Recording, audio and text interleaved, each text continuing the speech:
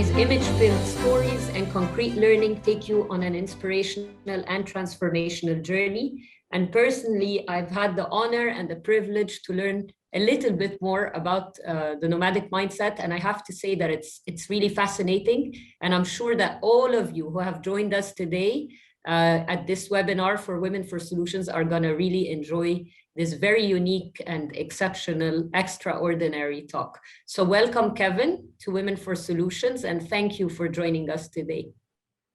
Noah, thank you so much for that wonderful introduction. And I have to say that it's a great pleasure to be here, not only with you, but Women for Solutions. I'm just very excited to be with everybody. So thank you so much. Thank you, Kevin. So maybe we kick it off a little bit, on the personal side. So, your own personal background, experience, and what really led you to the nomadic mindset. Well, it's a long story, of course, but I'm Canadian. I live on the West Coast. I'm from the West Coast of Canada, currently living in Singapore. And I started my life in a very large, pristine lake called Lake Cowichan on the West Coast of Canada, in a small logging camp, as some may do in Canada, about 400 people. Anyway, from there, I became a figure skater, and then a figure skating champion in Canada, and an ice dancer. And from there, I became a dancer, and then a choreographer, and I then choreographed National World Olympic figure skating champions, and then also the closing ceremonies of the Olympics in '88, and then a variety of other different projects and very large touring productions, multi-million-dollar shows, which was very exciting. But each time I was constantly moving on. I've lived on 4 continents. I've lived in perhaps 12 different major cities and visited over 60 countries. And something always says to me, move on at some point in time. And I think that's where I am today as well, is that I'm about to move on again this year. But what happened was when I started to do leadership coaching and training and speaking, is that sometimes, I think that we lose our direction. And sometimes we lose our purpose of what we want to do. We don't have really that something that we want to dig our feet into, and our hands and our whole body and heart into. And that was me around 2016. And I realized that there was something missing that I needed to find. And I did. I had a wonderful time in a session, which is called a theme session, with Frederick Herron, who is a global speaker. And what he does is he helps to extract what your theme is. Anyway, he became very interested in when I said I was a global nomad. He said, what's this nomad thing? And so we discovered what that nomad thing was, and he just got so interested. And at that point, he said, well, if you're going to speak on this subject, you need to write a book. And he said, so what's the name of the book? And I said, I didn't wait very long before I said, it's Nomadic Mindset. That's what it's called. And he said, wow, that's so cool. And he says, I've never heard this before. And from there, it just started to mushroom, really. And he said, now you're going to have to do research. And I went, oh, research. He said, you're going to have to go and spend time with at least 3 nomadic cultures in the world. And I went, oh, really? And he said, yeah, you need stories. You need to be there with the people. You need to be able to understand who they are. You need to understand as much as you can. And you need to find wisdom, and you need to find quotes, and you need to find stories and all sorts of things. And I have to say that changed my life. It changed my life completely into not only humanity, but who I was also, and what was important to me, but also what was important in the larger community of the world, is what I would say, and what was missing in the world. And I really felt that by the time I started to write the book, I was sitting in a small place in Timert, which is in Morocco, and there was a young girl and her boyfriend sitting there, and we were talking about nomadic cultures and the Berbers, and she said, we've really lost the plot, haven't we? And I said, yeah, I know, yeah, we have. And so the whole thing around the premise of my book finally came in that one conversation, was that I really believed that, and I believe we've become too narrow in our world, and we must expand. And COVID has shown us that we must expand our mindset, our way of being, the way we see the world, the way we integrate with the world. We just have to change. We have to evolve, and we're not evolving fast enough. That's my feeling. Wow, I mean, that's fascinating. And I wanna stop here and reflect a little bit more on two very interesting things you said. And the first one is about that you never settle, and you're moving on again and again. And I wanted to hear from you and to share with the audience what's the benefit of that kind of mindset, and particularly in the type of world that we live in. I mean, at the moment, it's full of volatility, uncertainty, the VUCA world, complexity, Yes. ambiguity. How can we adopt this agile mindset of moving on? And how would you describe it in your own words? Yeah, I mean, absolutely. We're living in this very strange world, and we're just not used to it.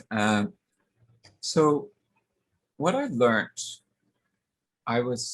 people used to say to me that you're running away from responsibility, that you're running away from settling, you're running away, you're just too fidgety, you just can't stay in one place. And I kept on thinking that this is all wrong, that it was really bad. And my mother would say, a rolling ball gathers no moss. And I went, yeah, but, something inside of me is saying, move on. And I realized that when I got into a yurt and I was discussing and having chat with my host, I asked him, why do you migrate? And he says, we migrate twice a year because of our animals, for their safety and for their survival. And we migrate for our survival and to have a better life. All of a sudden, I started to reconnect all of the dots in my life. It was like this ticker tape of the stock market going back and forth in my head. And I realized that I was not running away from something, I was running towards. I was running towards exploration, to expansion, to evolution, to grow. This is what I was really running towards. And I thought, well, I guess I must have what is this nomadic mindset. So, a lot of people ask me, what is the nomadic mindset, and is it, constantly moving? And no, nomads don't constantly move. They move, they settle, they wait for the pastures to change, the environment to change, and then they move on. They don't keep moving. And most people say, oh, they keep moving. That's not true. They stop for a while to harvest what they have. And that's what we do. But we don't, the thing that also I found out was that it's not about travel, physical travel. This is a nomadic mindset. Some people say to me, oh yeah, I must have a nomadic mindset because I love to travel. No, not necessarily so. And many of the expats that I met and meet, and I'm sure you have, Noah, and everyone else here, is that not everybody has a nomadic mindset. So the nomadic mindset means the movement of the mind. And that movement of the mind, I was told by a woman in Mongolia. And she said, the meaning of nomad is the movement of the mind. And I thought, wow, this is so beautiful. It's not about this physical movement. It can be, but it's about this movement of ideas and thoughts and exploration that happens within all of our heads and our bodies and our hearts. And this is the exploration of the nomad. The nomad is able to move back and forth through your body, finding solutions, finding different ideas, but it's also able to be very present in who you are and very still at the same time. And I think that that's one of the benefits of that. And in the VUCA world, if you relate that, is that we need this movement of the mind today to explore new avenues, new innovations, new thoughts, gather new information. And like people are upskilling, we need to do this. This is part of that nomadic mindset. So it's very much for today. We need to key into, and we can all do it. Mm-hmm. I think it's, one thought that's crossing my mind, having been a corporate professional and also worked in like international organizations, there's a lot of bureaucracy and resistance to innovation. And I was wondering if this is something you can elaborate your thoughts on, would the nomadic mindset or adopting that unlock innovation, help organizations move forward with new ideas and move away from, stagnation and recycling of already existing ideas, or having this group think? Is there a way forward through the nomadic mindset? Yeah, it's a great question, Noah. And you used a word, it's almost stagnation. And there is actually no stagnation in the world, in the sense, but we tend to create that ourselves because everything is in movement.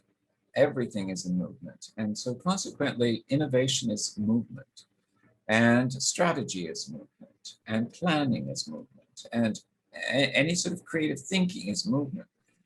And I think what happens is that you get locked down with bureaucracy and decision making and all sorts of things, which slows down the progress of any sort of development. And so that nomadic mindset does not.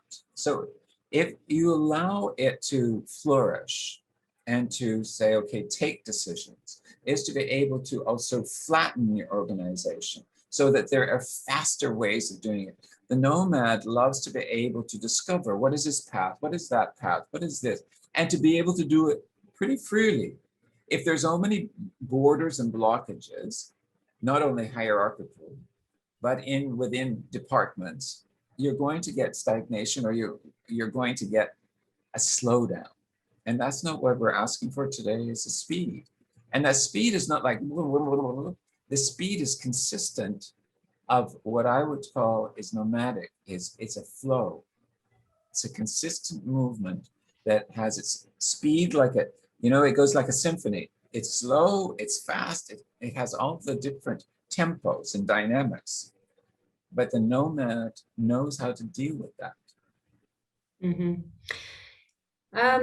Another here, you talked about reflection, and you talked about the movement of the mind, and how the nomad, can be still and can watch that movement, and is this something that we can all cultivate with time? Is it something that we can cultivate, or does it? How do you grow the ability to be still, to explore that part, the movement of the mind? Yeah. We can cultivate anything that we want to cultivate. We are human beings, and we have the capacity to do anything that we really wish to do, but it comes from an awakening that something is not working. And we can cultivate the stillness through a variety of practices, which is many people talk about, like mindfulness, like journeying, like writing, and going out into nature. All of those things can create that stillness. But people, even my clients, my coaching clients, they say to me, we don't have time to reflect. We don't have time. Everything is so crazy right now. It's like, we have to get on this Zoom call, that Zoom call, everything. It's like, we don't have time. I say, well, okay, so what's the problem? Here's the problem. If you don't take the time, what's going to happen? You need to see what is going to happen and the result if you don't take the time to sort of step back. Mm-hmm. The nomadic cultures, one of the things that you talk about, the stillness, is that what I found for all of them, they're able to do these five things at the same time. They're able to be still, they're able to be alert, they're able to be deeply listening, observe, and curious all at the same time. For most of us, we have a struggle to do one at a time, and I find that difficult, and I find that's a test for myself. We can acquire this. It just takes the effort to do it because we become not used to it. And you see it all around the world today, and even today with COVID and what people are talking about in industry about, the mental health of people. And it's getting worse because of all the speed. It's getting worse because of the Zooming and the Teams and everything, too many meetings online and not enough socialization. And yes, the world is going to be hybrid. Ultimately, it is already started to be hybrid. But we need to find new systems and models that are going to work, that are going to help the stillness, that are going to be able to help the innovation. They're going to be able to help all of this. And I believe that sits in the nomadic mindset. Why do I say that? It's because it's the most fluid an adaptable and agile mindset. Comparing, if you look at nomadic cultures and any indigenous culture. So, I know that, you've spent a lot of time researching these cultures, explored some of them in one way or the other. And I was wondering for you as Kevin, coming from a different world, you're transitioning and expanding and moving your mind into that a different sphere, two questions there, how did you, I imagine it's out of your comfort zone. So first, was it or not? And how would you, how did you adapt? How did you embrace that new knowledge, and so on? And then the second part, I would say, what is your biggest learning or the biggest piece of wisdom that you've taken away from this journey on a personal level? So let me start with the last part. And the last question, what have I taken away from that? I mean, maybe that's the cruncher, but this may feed into it, is that when we were traveling around in the stony Sahara, the rocky Sahara in Morocco, is that we were looking for nomadic families, somewhere out in this. And so we approached one that had a 2-room house. And it is their tradition to invite you in, always to invite you in. You give gifts and then you go in. And then there was a conversation. Of course, I'm the strange guy there, right? The rest of them are Moroccan. And so the tea ceremony, the Moroccan tea ceremony happened. And this is a beautiful ceremony of tea, like the tea master does all the beautiful tea, up and down to get it into the small shot glass and whichever. And it's absolutely gorgeous to watch. And I kept on my eyes watching and watching while they were speaking in Arabic, which I don't speak Arabic. And so we would have 3 cups of tea. And after the 3rd cup of tea, my guide said, you can now ask your questions. And I thought, why is it now that I can ask these questions?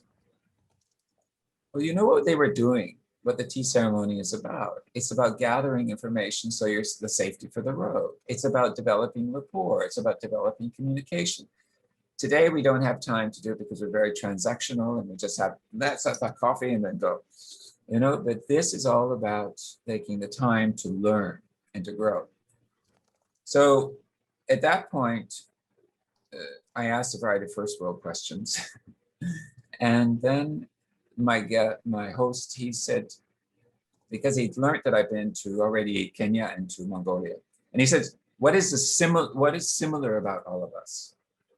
He didn't ask what was different because he knew what was different, such as culture, food, religion, all sorts of language. And I said, I had to think, and I said, it's your humanity. So what I learned was that these people, the humanity was so strong within them. The humanity and the interconnection with the universe and the land and the animals. This was the biggest learning that I had. I had no idea how interconnected they were and how disconnected we have become. Living in big cities, our education, all of these things which have taken us away from that. And I believe that that's one of the things that we need to bring back is understanding our roots. It's really, and I mean the roots of our body into this earth, not just standing on concrete. It is that strength that we need, that the universe and the planet gives to us. The planet is dying and we're killing it. And they talk about, how can you do this? Don't do it. They have ways, traditional ways that can preserve the universe. So I think that was the biggest learning that I had. Now, so how did I do this out of discomfort? Well, I would start by asking first world questions. Things like, how do you build trust? How do you deal with change? And things like, what is migration? What does that mean anyway? Things like that. And they would just stare at me. It's like, are you crazy? what are you talking about? You know, and so for change, they would say, I don't understand why you're asking the question, because change is happening all the time. So why are you bothering with it? It just happens. It's just ongoing. And we put so much stress on change, the smallest change in our lives. And understand that the only way the universe and the planet can survive is through change. Hmm. And we are mirrors of that, but we've forgotten we're the mirror of it. But we can get it back. We have to awaken. We have to have some more awakening. And what happened was also is that I was very much embraced simply because I was introduced to all of them by really strong individuals. So in Kenya, I was introduced to them through friends of another coachee of mine that had worked with the Maasai. And so that was open door. When they trusted her, they would trust me. The same thing when I was in Mongolia, is that I was with a guide and a photographer and a driver, and they trusted them because they were of their own, and they then trusted me. The same thing happened in Mongolia. The same thing happened in Namibia when I was there last year. But it's about them realizing that you're not there to take something from them, but you're actually learning and being one with them. What I wanted to, I love being with people. And these people are so rich. The nomadic cultures I found so rich. They have become, in so many ways, it's the circus in some places, right? It's like in Namibia, now the Bushmen of the Kalahari are, draped out to be like, okay, now perform your rituals as like a circus. And I hate that. It's horrible. It's demeaning. It's how they make their money, and survive. But why should it be that way? It should not be that way. So I hope that I answered your question. It's kind of long, but No, absolutely. I mean, thank you for this and very enriching conversation and heartwarming, I would say, for me. So I have two questions in mind. One is about, how do we ensure, like, there's so much wisdom in the nomadic cultures, and how can we preserve this wisdom and make sure that we can actually learn from it, as you said, and use it in the service of a better world, better societies, better workplaces, economies. What can be done based on your experience? well, I think what the first thing is that we have to observe these people as human beings and knowledgeable human beings, and to treat them as purely people and to respect them, because they hold the universe, they hold the planet in their hands. I believe they're the caretakers of this planet. And they hold that wisdom which we don't know or we have forgotten. I think the first thing is to recognize them. The second is to sit down and listen and ask them really strong questions about how we have this problem with climate change. What do we need to do? They will give you simple answers, not complex answers. We need to so the first is recognize. The second thing is that we need to sit down and ask them questions. The third is that we must act upon them and integrate them into our societies. And the fourth thing I think is totally embrace the nature of wisdom from every culture. I mean, every culture around this globe has so much richness. And through political rightness, political corruption, political, whatever you want to call it, they have sadly, put these cultures down. I mean, you think of the Aboriginals, what the Australians did. You think about what the Canadians and the Americans did with the indigenous peoples there. I mean, it's horrible. But you also need to let them also learn and to keep their traditional languages, because the language is the soul. And when you take away the language, you start taking and ripping away the soul of the people, because that's how they communicate, is through their language, through their being. So you must allow that in their education. It's not just one education of one language. It is because in many parts in Africa, as you know, Noah, there are so many tribes. But if you take all of the languages away and only give them one, it's not going to work. It will just take the soul away, but you will also get more wars and upset. Don't keep the language. Yeah, makes sense. Tab, I wanna move to the Nomadic Mindset, the book. And in Yeah. your book, you talked about the concept of a leadership rethink, right? So can you describe what is that, and why do we need a leadership rethink, and what is that all about? A leadership briefing, did you say? Rethinking. Rethink. Yeah, I Sorry. think that, yeah, sorry. Yes, I believe that we need to rethink leadership because it's gotten kind of off track. And what do I mean by that? I think that leadership depends on the leader, of course. That not every leader is this way, but many are not very empathetic. Many of them sit in their ivory tower. Many of them do not connect with their organization very well. They don't go nomading, as I call it, all the way through and just sit with people and find out what everybody is doing. I believe that they're thinking too small and too much about quarterly returns, the shareholder value, the returns, the KPIs, all of these things are running an organization, and they're overtaking what real leadership can be. So leadership is not necessarily about money. Leadership is about humanity to start with. Leadership is about visioning.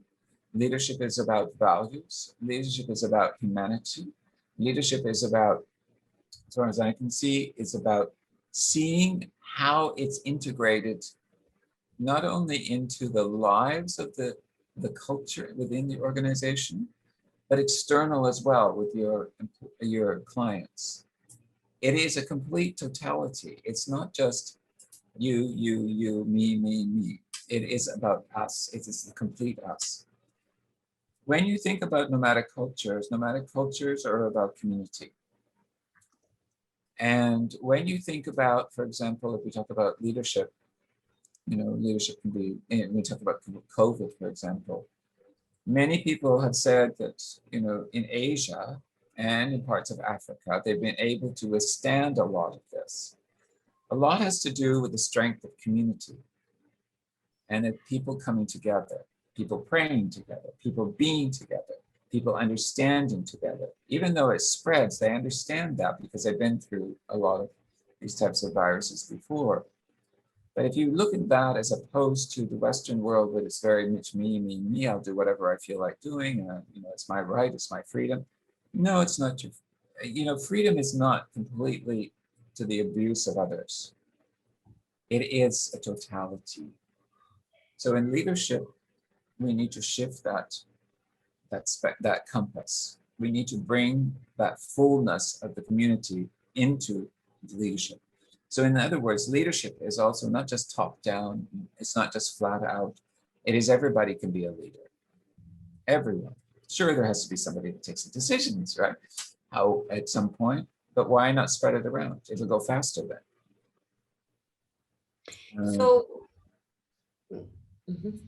No. Yeah. So what would be like your top three recommendations for leaders today? I mean, the world is going through a pandemic. There is less and less connection.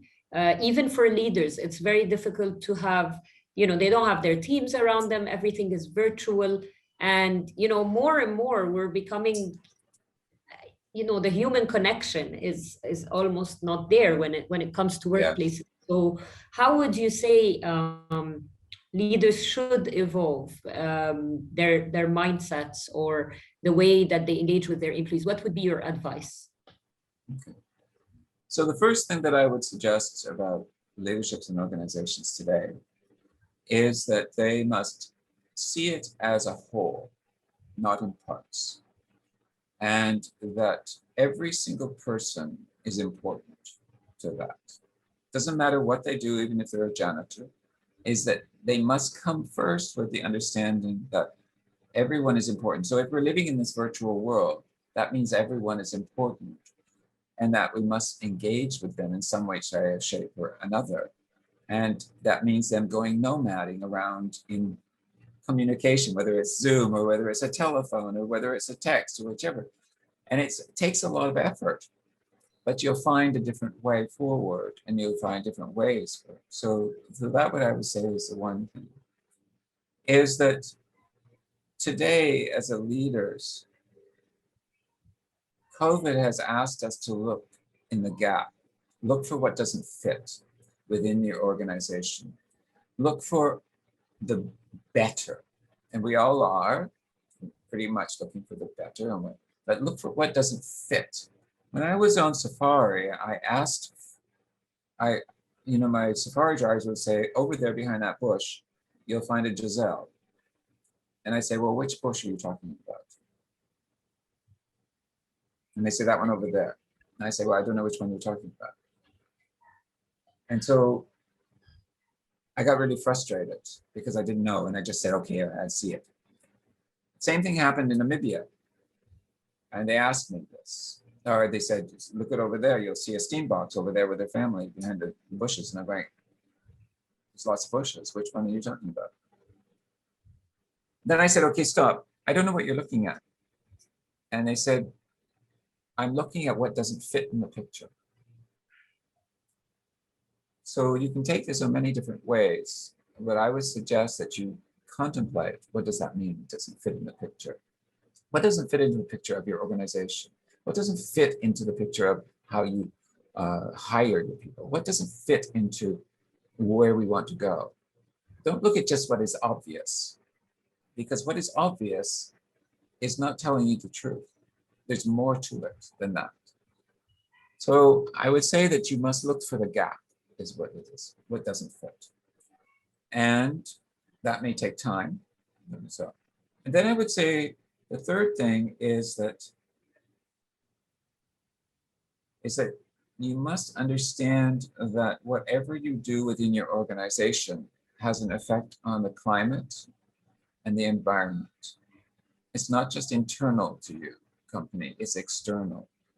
The survival of your company is related to the survival of all the entities that make it, which is your clients. Where are your clients? The climate, the organization, the health of the people, all of these things. This is a very big issue, that it's not just within the walls of your organization. Because another thing is a principle of nomadic cultures. If you do one thing right on one side, it possibly has an energetic effect on the other side or somewhere else in the organization or external to it. If you do something wrong here, it's going to have a repercussion somewhere all over the place, and it's going to have a vibration. This is all energetic principles that we've all known, and scientists have known this. It's exactly the same in organizations, but they don't think of it as an energetic practice. Mm-hmm. And so we must realize that we have to do the best, but it's going to have a knock-on effect elsewhere. So look at the whole picture, not just the part. So that brings me to, this is all about mindset and rethinking leadership and transforming organizations. And, we all know too well that, the hardest thing to change is culture, because culture is made of so many different people come in with their own, conditioning, background, cultures, and, they make up the fabric or the DNA of any organization or community, actually. So, that being one of the hardest things to transform. How is it with the nomadic mindset? Because, it is really a cultural shift to shift these mindsets into adopting a nomadic mindset. So what would you say about that? Yeah, so, I mean, this opens up another part of the book, right? So it opens up because the culture is made up of a variety of different mindsets and different cultures, ages, generations, all sorts of things that it's made up of. And so, yes, the fabric is very different. And so in the book, I talk about three mindsets, not just the nomadic mindset. I talk about the nomadic mindset, which is the least known. Most people know are builder mindsets or settler mindsets. And you need everybody in an organization to be able to make this work. Just with the names, you can start seeing what are some of the behaviors and the possibilities and the way they respond and the way their attitude might be. We all have strengths and shadow sides. So the settler is actually someone that it really is very much dedicated to the work that they do. They're the loyalists. They will be people that are empathetic. They will be very heartfelt. They will get on with their work. It will be very 9 to 5. They hold the organization, the consciousness of the organization. They will be the long haulers. They will stay for a long time. They don't want to move. But on the other side of it is that they're not necessarily adept with change, and they don't like risk, and they like the solidity of 9 to 5. They like security, and they like the safety. We all do. However, COVID has shown that we don't have all of those things so much immediacy. But the builder is one that actually takes the projects and takes all of the different organizational aspects and the strategy and the planning and the fiduciary, and they really make it work, and they're fast and they keep it going. And sometimes they can be abrupt, sometimes they can be, very, very gracious. It depends, but there's a lot of volatility in the builder because their one focus is to build. The nomad is somewhere around that fits into all of those. So a culture, we first of all need to know what are the mindsets of the cultures of which I have created an assessment which helps people to understand where they are on this nomadic journey. And you need to know which is the nomad and which are the settlers. You need to be able to hire, first of all, for the position, and not just the resources that they have or the talent that they come with, but their mindset. You need to look at their mindset as to what will they fit into this position. So for example, if you put a settler in a nomadic role, they'll go crazy. If you put a nomad in a settler role, they'll go crazy. And so then you will get less engagement. So the cultures, you need to think of the mindset. What are you hiring for? How are you hiring? What does the position need most of all for the teams as well? How are you putting teams together? Are you putting too many nomads in a team? Are you putting too many builders? Are you putting too many? It needs to be a combination for what is needed within that. And so it doesn't take an awful lot of knowledge to understand who is who with a mindset. You can just watch, you can ask questions, you can do it. But as I say, I have this assessment which can help figure out how far along you are as a nomad on your nomadic journey. So I think that's how you can start to build the culture. But you also have to build the culture from the leadership principle of collective wisdom. Is one of the things that's very important within nomadic cultures is collective wisdom. Sitting in the circle, understanding each other, letting people have their voice, not letting somebody to overtake. Everybody has a timing for this. And to be able to understand the individuals and their challenges. So it's always about the collective as opposed to the individual. And I think that is, culture is a collective. And culture, for example, the culture of an innovation department might be very different than the culture of a finance department or a sales or a marketing department. But that is, again, there's an overall culture that you want for the organization. But in those independent cultures, it's focused on what is the work that's needed and what are the mindsets that you need and the people that you need within that. You don't want to put a lot of settlers within an innovation. You need a few, but you need a lot more nomads, and you need builders in there. In a finance, you probably need a lot more settlers and builders than you need nomads dealing with the finances. So it depends, the makeup that you want. So it's not so easy, but it's about the collective, not the independent. Mm-hmm. And I was wondering if, again, from your experience with different companies and groups and talking about the nomadic mindset, do you find that there's some demographic groups that, are more broadly having a nomadic mindset, like our youth, for example, one of those groups, I would imagine, are, more willing to expand their mind, experiment, take risks. And I don't know. What do you think about that? Uh, yeah, the multi-generational piece always comes up in this particular conversation. And yes, I mean, it's difficult to say because you'll find settlers and builders and nomads in every age group. However, what is being seen today in the Z's is that they're much more along the line of nomads because they want collective thinking. They want to have knowledge. They want to be able to have creative paths. They want to be involved in decision making. They want to have all of this stuff because they believe in the collective. Millennials are also similar, but a little bit different. These X's, they want to build. They really want to build a lot. And also the boomers. So there is this division, and that is where the divide comes because there's less listening and there's less curiosity from, builders who are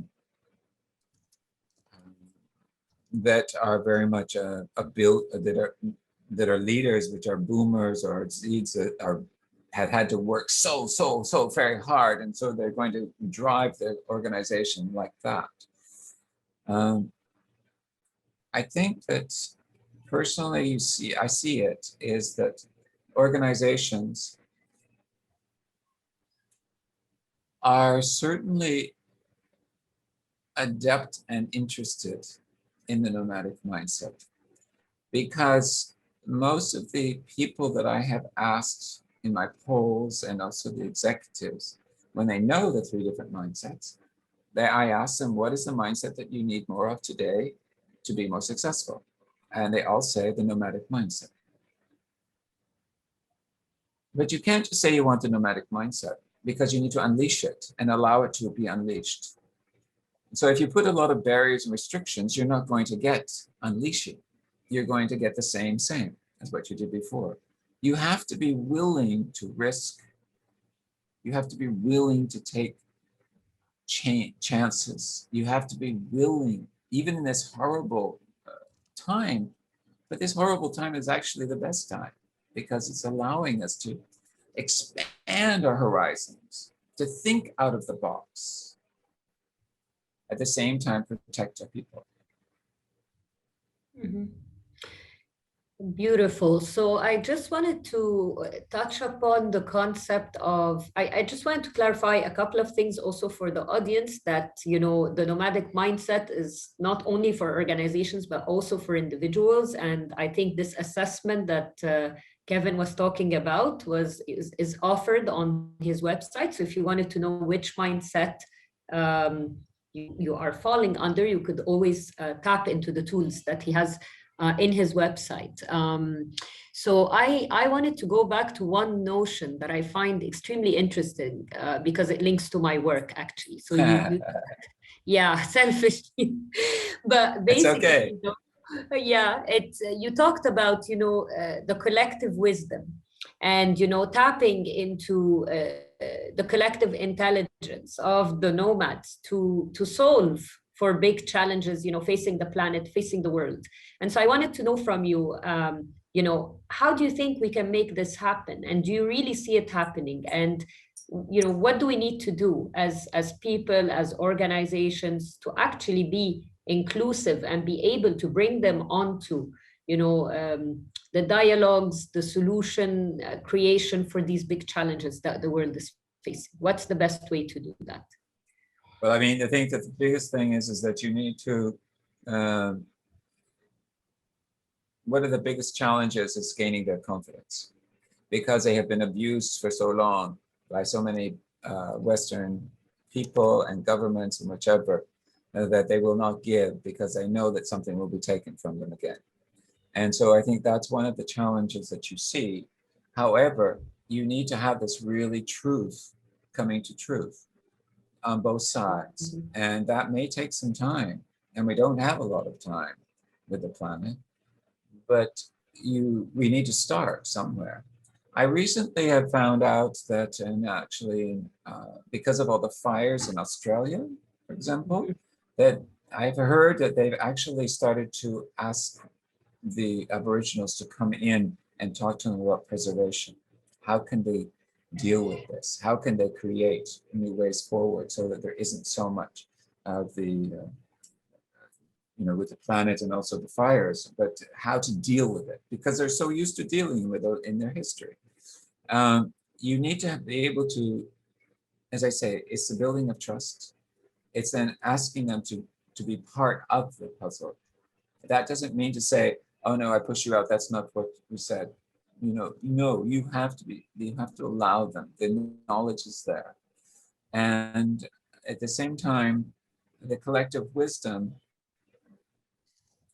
I think, it's about the grassroots, as we've talked about. And that grassroots is really about people. And I come back to this word trust and respect for each person's knowledge within the group. Not one person knows it all. And so that's what's got us into some trouble sometimes, is that it's one person's agenda. We need to be able to look at what are some other voices. They have a very good way of making decisions, so they think very wide and then they quickly make a decision. And sometimes we don't. I would say that building trust, as I review that, is building trust is the first thing. Getting them on, inviting them. I don't say this, inviting them with true honesty into the circle. Also being very honest to the fact that we've lost the plot, that we don't know how to deal with this. Can you help us? Be honest. Call it as it is. Not just, well, we'll give you this much money if you do this and whichever. And, yeah, they become tuned to that, but that doesn't build the trust. It's the people. It's getting to the people. Believing in what they do, believing in their knowledge, and helping them also believe what you know as well. How can we collaborate? And it's a collaborative aspect. So I think that it's just, Noah, you've been in this world in impact for a long time. And it comes down to humanity and people and trust and belief in a bigger picture. And I think that that's what we have to keep going back to. It's not difficult. It's not complex. We try to create complexity around what they know is very simple. We put too many barriers, too many things. When I was speaking to a Maasai warrior, and he says, Westerners are so constricted in their minds. He said they're constricted, but they're also congested because they have so much going on. And that's true, we do have so much going on, but he said, you create that. And there's some truth in that matter. Right? So yeah, we can't divorce ourselves from where we are. We are where we are. But we can be freer by opening up to more knowledge than what we have. And that if we go reach down to the wisdom, there's so much information in the wisdom, ancient wisdom. That's why Beautiful. we've lasted so long, right? Absolutely. It's the wisdom from the past. Somebody said to me the other day in a conversation, they said, you know, we use the word normal, which I hate the word normal, by the way. Is that he said, you know, maybe the world that we think is normal is actually not normal, but the normal is actually the world of the nomads. That's what really is normal to all of us, because that lives within every single one of us, is all of those beliefs and behaviors we've just sidetracked.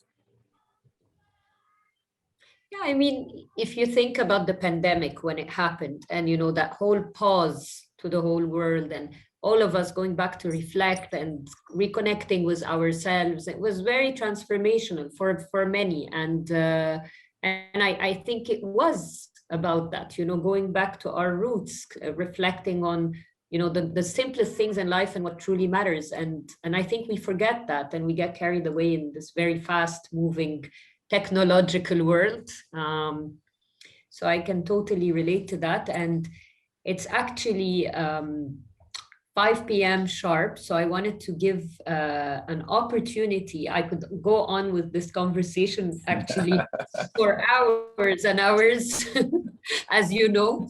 But I wanted to give an opportunity to the audience in case anybody had questions. And I also know that there are some people here who are also tapping into ancient wisdom in other ways to also develop new leadership mindsets.